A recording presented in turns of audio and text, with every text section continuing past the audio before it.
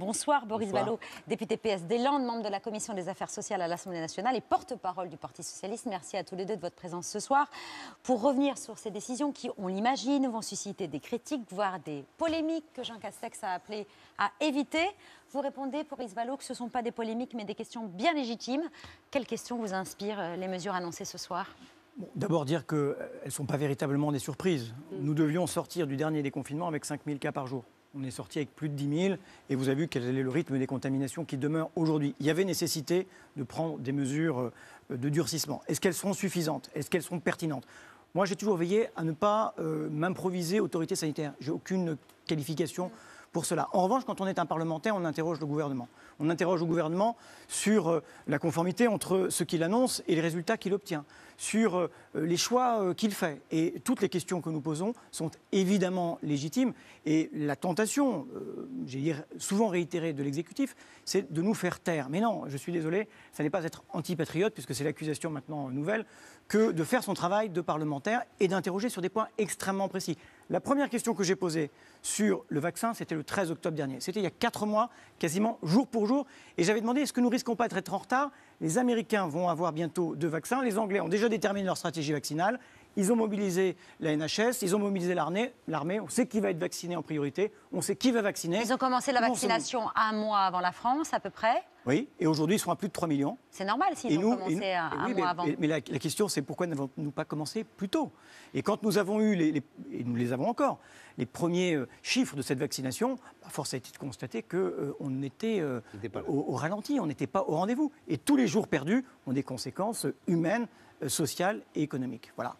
Hervé Morin, d'abord sur le couvre-feu généralisé à 18h. Il valait mieux reconfiner tout de suite? Je n'étais pas nécessairement convaincu sur la pertinence du couvre-feu en me disant les dérogations, le boulot, aller chercher les mômes à la crèche, etc. Bon.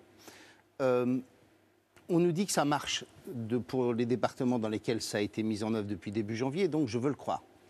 Et donc très franchement, quand je vois... Pardon, mais je prends ma région puisque je me suis fait obtenir les résultats de l'Agence régionale de santé pour la Normandie. On était plutôt très préservés et les chiffres commencent quand même à progresser très significativement. Est-ce qu'on pouvait faire autrement?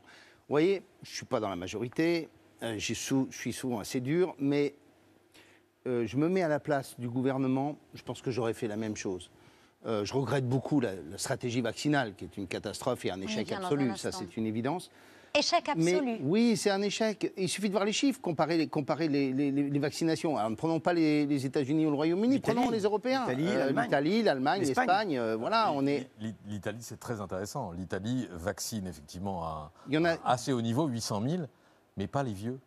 Pas les plus de 75 ans, oui, voilà. C'est les soignants qui sont vaccinés. Et donc les personnes protégées, cette stratégie vaccinale qui consiste d'abord à protéger ceux qui risquent de mourir, elle n'est pas appliquée en Italie. Le sujet qu'on prévient, non mais de mon point de vue, n'était pas celui-là, n'était pas de savoir s'il fallait vacciner en premier ou pas les personnes les plus fragiles. Ça, vous l'avez approuvé ça, c'est une autre histoire. Ça, je crois que c'était la bonne stratégie. Ce sont ceux qui ont les formes les plus sévères de la Covid et qui risquent d'en mourir. Soit d'en mourir, soit d'être les principales personnes accueillies en réanimation. Donc oui, bien sûr, mais le retard que nous avons accumulé, et la mobilisation du gouvernement, elle est bienvenue, mais elle est tardive. Et le retard que nous avons déjà, nous ne rattraperons pas vis-à-vis de la Grande-Bretagne, vis-à-vis des États-Unis, proportionnellement. Et surtout, Allemagne, Espagne, Italie, qui ont commencé en même temps que nous, ou presque. Mais qui arrivent au bout de leur dose. Retard rattrapé par rapport à quoi? Est-ce que c'est par rapport au nombre de doses? Parce que chaque pays a eu le même nombre de doses. Je vais vous raconter. Donc ils arriveront au terme de leur nombre de doses. 5% des doses disponibles c'est au prorata de la population. 75% en Italie. C'est vrai. J'aurais été président de la République. Je vais vous dire ce que j'aurais fait. Non, mais mettons-nous, parce qu'on nous dit toujours c'est facile, vous êtes dans l'opposition. Faisons la politique fiction. Je ne le saurai jamais, rassurez-vous, si c'est ça que vous voulez me faire dire. J'aurais convoqué, j'aurais dit au Premier ministre, vous me convoquez les préfets, vous me mettez les ARS, les professions de santé, les élus de santé, merci, les élus locaux, et vous leur donnez à chacun le nombre de vaccins qu'ils auront chaque semaine dans leur département. Ils ont des consignes sur la stratégie vaccinale, quelles sont les populations qu'on va vacciner, et vous leur dites, vous bâtissez avec tout ce monde-là la campagne de vaccination. Eh bien, je peux vous garantir qu'en 8 jours, ce serait réglé. On aurait trouvé les moyens on aurait trouvé le moyen d'assurer l'acheminement, le transport, le soutien des pompiers, là, le soutien des retraités professionnels de santé que les maires connaissent, la région, la mise à disposition des autobus que nous avons tous les jours pour faire le transport scolaire. On aurait été en capacité de bâtir en quelques jours une structuration qui aurait marché. Et c'est ça qu'il aurait fallu faire, parce que les préfets, ils ont l'habitude de bosser avec les élus locaux, avec tout le monde. Ils auraient mis tout le monde autour de la table, et je vous garantis qu'au lieu de vacciner simplement Marguerite, c'est ça ?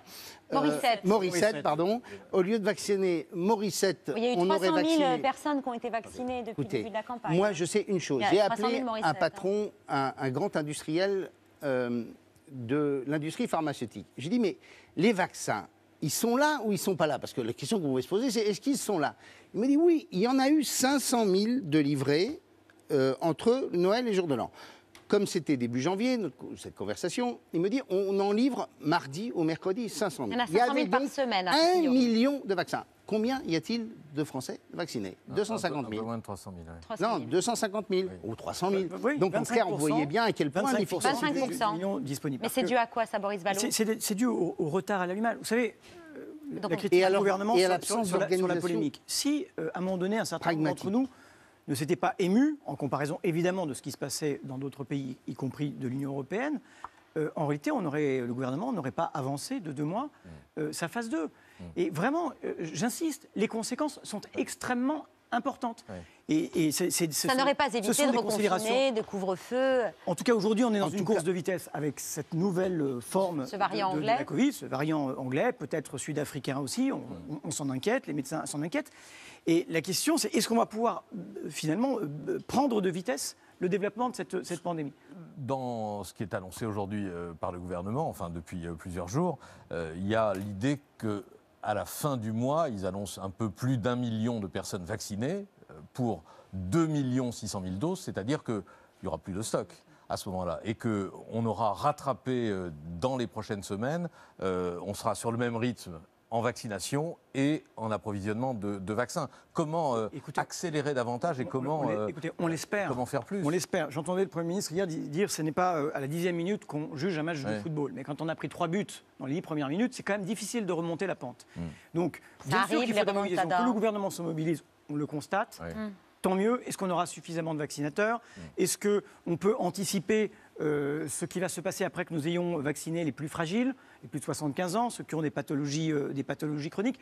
Qu'est-ce qu'on va dire à la jeunesse, par exemple, qu'on évoquait tout à l'heure? Les étudiants. Est-ce qu'ils ne devraient pas faire partie de ceux qui, pour pouvoir retrouver une vie sociale normale, il faut anticiper les choses. Je ne sais pas si vous y étiez, vous n'êtes pas intervenu en tout cas, mais cette stratégie vaccinale, elle a été discutée, débattue à l'Assemblée nationale sur toute la journée du 16 décembre. Ça, je veux m'en faire le témoin. J'ai relu les débats tout à l'heure et à peu près sur tous les groupes, elle a été approuvée. Alors, je parlais le 13 octobre. Parce que vous pourriez regarder quelle est la... Oui, d'accord, mais c'est le 16 décembre que ça a été présenté. Quelle est la genèse des interpellations du gouvernement sur sa stratégie vaccinale? 13 octobre, on a une première question. 10 novembre, nous écrivons au Premier ministre. 12 novembre, nous déposons une résolution. Nous débattons. Le gouvernement nous dit, comme en toute chose, tout roule. Et en plus, on est probablement les meilleurs en Europe. Bon, la réalité est quand même plus, subjective que cela. Il n'y avait pas de vaccin annoncé en commercialisation. On le savait, au mois d'octobre, on savait qu'il allait y avoir des vaccins qui allaient être mis en service. Fin novembre. Oui, on le savait. Mais vous l'aviez approuvé, la stratégie vaccinale du gouvernement le 16 décembre. Vous ne savez pas que les autres allaient beaucoup plus vite que nous. Ça, c'est le Parlement. Nous, on a, à plusieurs reprises, associations d'élus locaux, maire de France, département, région, dit au gouvernement, on est prêt à vous donner un coup de main. On n'est pas là pour être en concurrence avec vous. Faites appel à cette formidable armée de l'ombre que constitue le réseau des élus locaux et l'ensemble des services publics dont ils ont la responsabilité. La Normandie, la région la plus vaccinée de France. Octobre, novembre. 2 fois, nous avons écrit au Premier ministre, puisque tout ça n'avait aucune réponse. À chaque fois, on nous a dit, laissez-nous, on est des grands, on va se débrouiller tout seul. Alors, on commence à faire marche arrière, on commence à vouloir nous associer, il va y avoir un comité régional. Mais très franchement, on savait que les vaccins arrivaient à la fin de l'année, comme on sait, Patrick Coët, comme on sait qu'il y aura très probablement de nouveaux vaccins mis en service fin mars, début avril. On pouvait largement... Si, enfin bon... Oui, mais en fait... On anticipe. Et je prends vous faites votre travail d'opposant et c'est très bien, mais est-ce que vous êtes d'accord pour dire que tout ça est derrière? Hier, on a vacciné 57 000 personnes. Ça va aborder 400 000 par semaine. Si on tient ce rythme, à la fin du mois, il n'y aura plus de doses en stock. La question de l'épidémie, c'est est-ce que nos capacités hospitalières sont en capacité de résister à la vague d'épidémie? Donc si vous vaccinez beaucoup de personnes qui sont fragiles, vous pouvez vous dire que vous pouvez maintenir autant que possible la vie en société, ou tout du moins la réduire le moins possible, que vous allez pouvoir maintenir l'activité économique. Donc la question de la vitesse de la vaccination, elle est absolument fondamentale pour à la fois garantir un minimum de vie sociale et par ailleurs pour permettre à l'activité économique de se maintenir. La vaccination qui débute lundi pour les plus de 75 ans, on l'a vu, la plateforme santé.fr a été prise d'assaut avant de saturer, d'être fermée pour une mise à jour et ne sera finalement opérationnelle que demain. Ça vous fait sourire? Non, parce qu'à chaque fois c'est la même musique. C'est-à-dire? C'est-à-dire qu'à chaque fois que vous mettez en place des plateformes, des applications, etc., ça ne marche jamais le jour où on vous annonce que ça va marcher.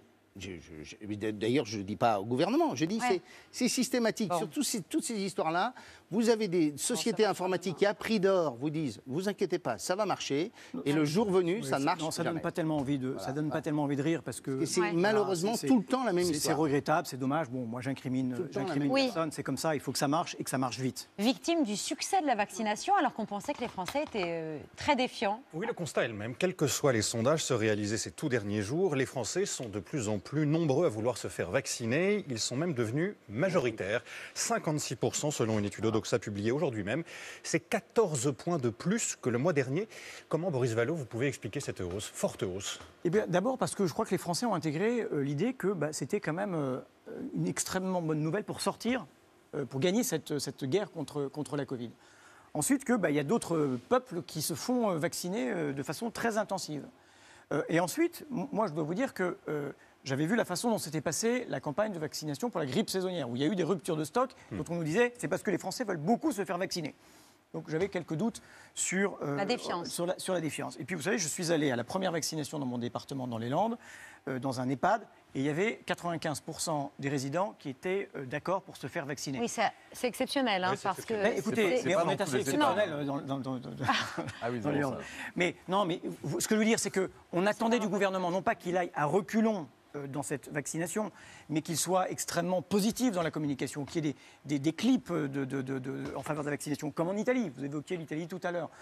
Voilà, il y a une majorité de Français qui veulent se faire vacciner. Je pense qu'ils seront de plus en plus nombreux. Chacun sait que c'est aujourd'hui la meilleure chance de sortir de la situation dans laquelle nous sommes. Avec le vaccin, on a associé aussi, certains ont associé une idée, le passeport vaccinal. Et dans ce sondage, le même, Odoxa, on apprend qu'une majorité de Français, là, est opposée à ce passeport vaccinal. 56%, le chiffre est le même. Est-ce que vous en faites partie, Hervé Morin? Est-ce que vous aussi, vous êtes opposé à ce passeport vaccinal qui pourrait permettre aux Français qui sont vaccinés d'aller dans des restaurants, d'aller dans des lieux qui sont fermés aujourd'hui et qui pourraient rouvrir? Je pense qu'au bout du compte, on en arrivera plus ou moins à cette idée-là. Ça prendra peut-être pas la forme d'un passeport vaccinal, les Français l'idée d'avoir un papier de plus, etc. Mais regardez ce que vous faites quand vous allez en Corse. Vous présentez un papier, à la sortie du ferry en disant voilà, j'ai fait l'objet d'un test PCR dès cet été, dès l'été dernier. Je suis allé en vacances en Corse pour tout vous dire, et on a été obligé d'avoir cette démarche-là. Regardez ce qui va se passer quand les habitants de la Réunion vont venir désormais sur le continent.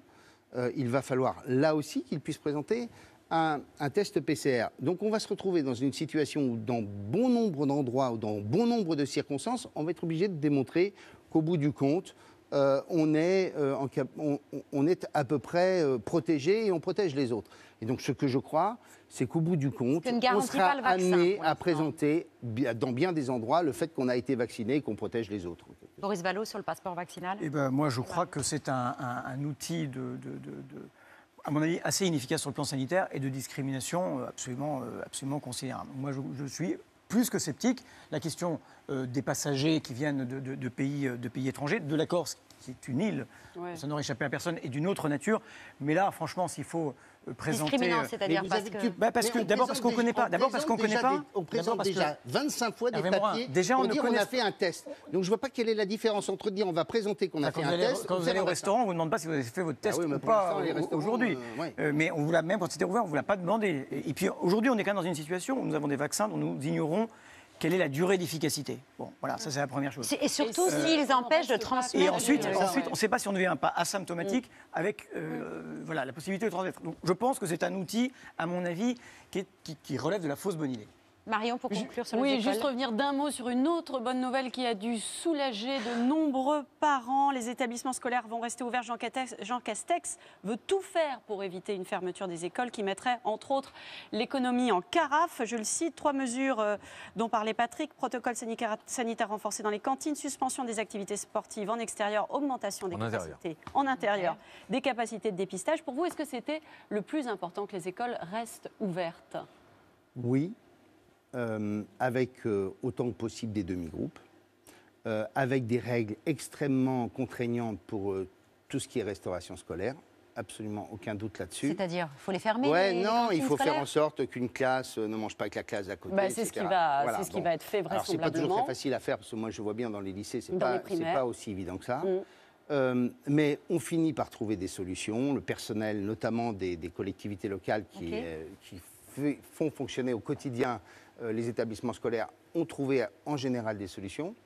Il y a un sujet clé, c'est de permettre à nouveau aux étudiants d'aller au moins dans les travaux dirigés. Moi, je le demandais depuis, là aussi, la rentrée universitaire, en disant c'est idiot de faire des amphis pleins, on peut trouver le moyen d'avoir de l'enseignement à distance, mais maintenez des contacts avec l'université, faites en sorte qu'au moins pour les travaux dirigés, en demi-groupe, avec des conditions sanitaires sécurisées, on permette aux étudiants d'avoir un contact. On n'a pas pris cette solution-là. On y vient maintenant. Je suis heureux de savoir qu'on y vient au mois de janvier. Il faut conclure, Boris Vallot. Que dire, les écoles restent ouvertes, très bien. Il y a des mesures dont je ne sais pas quelle est l'efficacité. En tout cas, il y a une chose qui doit cesser, c'est cette espèce de boîte noire qui est quand même ce qui se passe dans les écoles d'un point de vue sanitaire. On a, à un certain moment, eu des chiffres qui étaient parfaitement discutables. Il a fallu... oui, qui étaient faux. Voilà, j'avais une pudeur... Bon. Faux sur le nombre de cas à l'école, les clusters. Sur le nombre de cas à l'école, sur les clusters. Aujourd'hui, il y a la question, avec la mutation de la Covid, de ce que ça implique pour les enfants. Moi, j'aurais aimé qu'il y ait peut-être des mesures de demi-classe, comme ça a été évoqué, qui puissent... En tout cas, les tests, ça permettra de savoir, c'est ça. Il faut voir de quelle manière ils peuvent être effectués, puis vous savez combien il y a d'élèves. Oui, est-ce que je peux ajouter quelque chose? Il faut conclure, 2 secondes simplement. Je pense qu'il faut qu'à un moment ou un autre, le gouvernement fixe une perspective. C'est compliqué, en effet, de l'avoir, mais très franchement, le fait de ne jamais avoir de lumière au bout du tunnel, pour nos compatriotes, ça devient très dur. Je ne parle même pas du monde de la culture, je ne parle même pas du monde de la culture, du monde de l'événementiel, du monde du festival. C'est extrêmement rude pour tout le monde, parce qu'à aucun moment on se dit on va s'en sortir. Sur les étudiants, dernier mot, on y reviendra tout à l'heure. Parce qu'il y a une vraie détresse psychologique, il y a des vraies difficultés économiques et sociales, et je vous assure qu'ils sont au désespoir aujourd'hui. Voilà. On y reviendra tout à l'heure. Il y a un sujet de Zara Boutlélis, notre reporter, qui est allé à Lyon notamment. Merci à tous les deux. Vous restez avec nous.